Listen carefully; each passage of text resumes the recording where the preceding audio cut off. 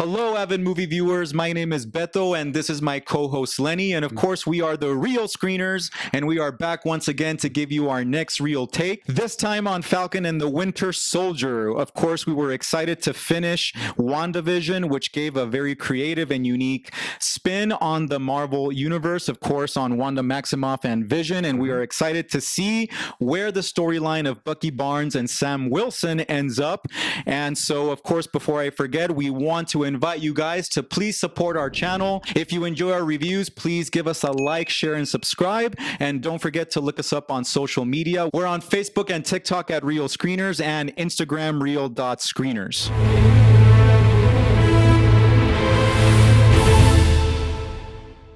The Falcon and the Winter Soldier is directed by Kerry Scogland, and I'm hoping that I'm pronouncing that name correctly. I'm sorry if I butchered it. And of course, we have Sebastian Stan back as Bucky, and we have Anthony Mackie back as Falcon. Wilson. I was going to say Sam Wilson. Sorry. Whatever you want to call him. I'm about to jump in. I'm just so excited. But yeah, my initial reaction to Falcon and the Winter Soldier is that, of course, it's very different from WandaVision, which was expected just based on how the trailers looked, right? And this immediately, to me, feels like a more familiar Avengers MCU fare as far as how it focuses on the action and it focuses on the intrigue and kind of like this Cold War, sentiment as far as espionage is concerned and things like that, right? It has that feel to it. It really does. And I like this show specifically because it lets you kind of take a step back, take a breath after Infinity War and Endgame, and kind of see, what's happening to these characters. It gets you up to speed with Sam and with Bucky and how they're adjusting to life after all of this fallout, right? Absolutely. And just, I want to go back to WandaVision, and what I like that Disney Plus is doing, that the MCU is doing, is they're letting you kind of get to know these characters outside of all the punches and lasers, We're kind of peeling back a little bit. Yeah, a deeper dive. Yes, they're humanizing them, and I'm really in for that. Absolutely. And you know what? Speaking of deep dives into these characters, I really like how this show is really about making amends.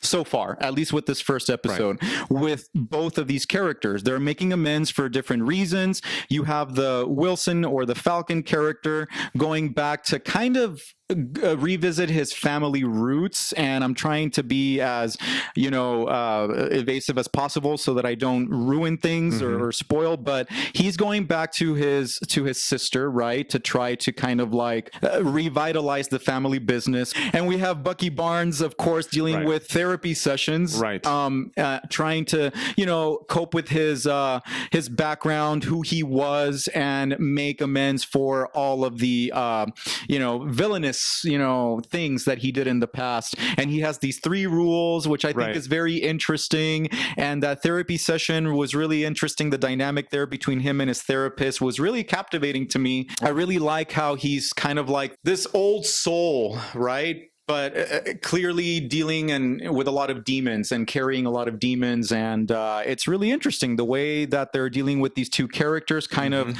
creating some foil characterization there a little bit. And I really enjoyed that aspect of the show.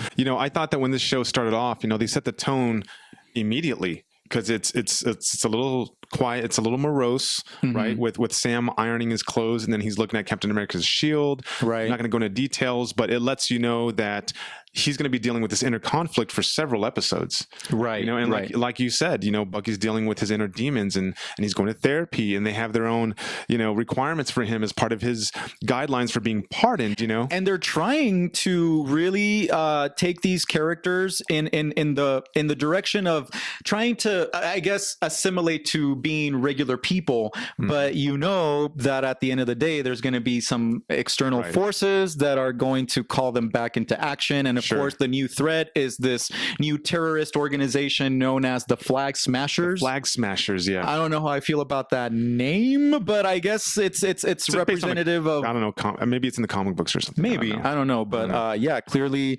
they really want to see the world, suffer and destroy. destroyed. I guess there's more to come when it comes to this terrorist organization. I really liked the opening sequence of this first episode. Oh, man. of course. Yeah, I know.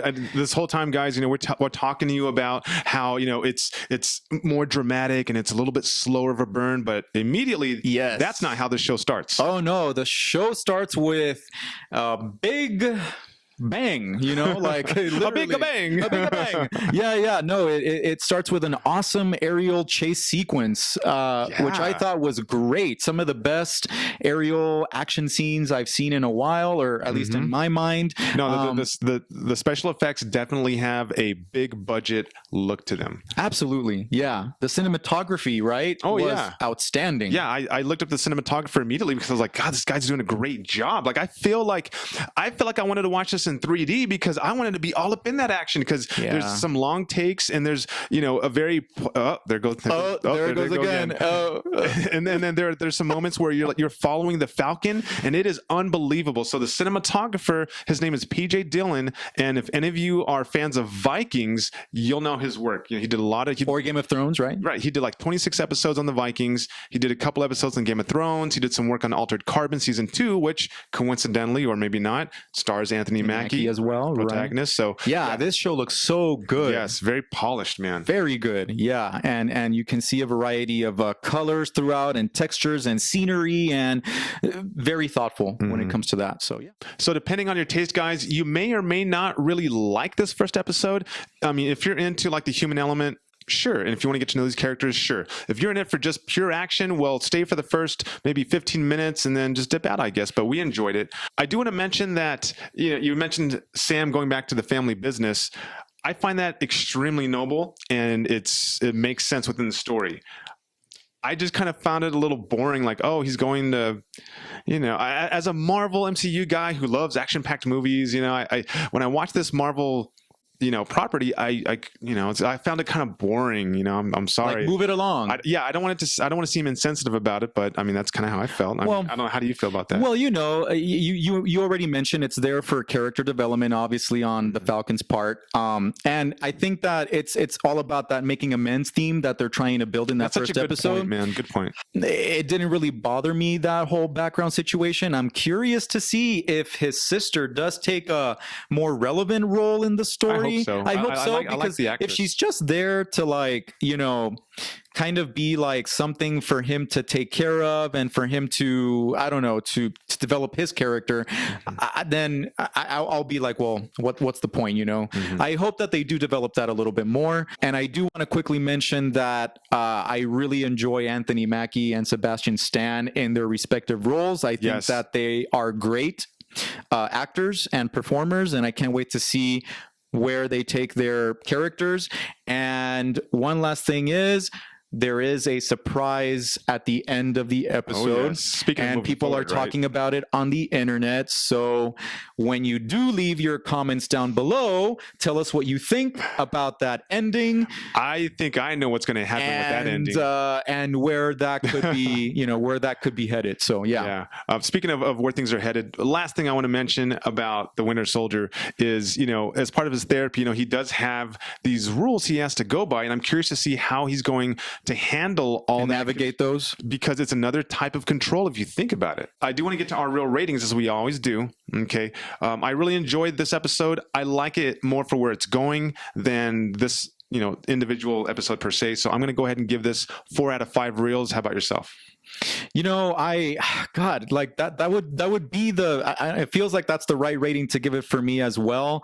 It's a setup episode. There's a lot to still come, and it very much feels like it's the beginning of a story, right? So for that reason, I will give it 4 reels as well, but leaning more towards 4.5 because I really enjoyed the episode overall. Right. I love where they're taking this. Yeah. Don't forget to look us up on social media, of course, both Facebook and TikTok, Real Screeners, and Instagram, Real.Screeners. We're also available on various podcasting platforms. Wherever you enjoy listening to your podcast, you can also find our reviews there. And don't forget to hit that subscribe, share, and notifications button. Please help support our channel. And we look forward to giving you our next take next time in the Real Screeners. And we are back to give you our next real take on WandaVision. Our next real take this time on. Okay. Hello, avid movie. Too many V's, but it's okay. I'm gonna do it. He's the director of Kong versus Godzilla. You have Bucky Barnes going through. Uh-oh.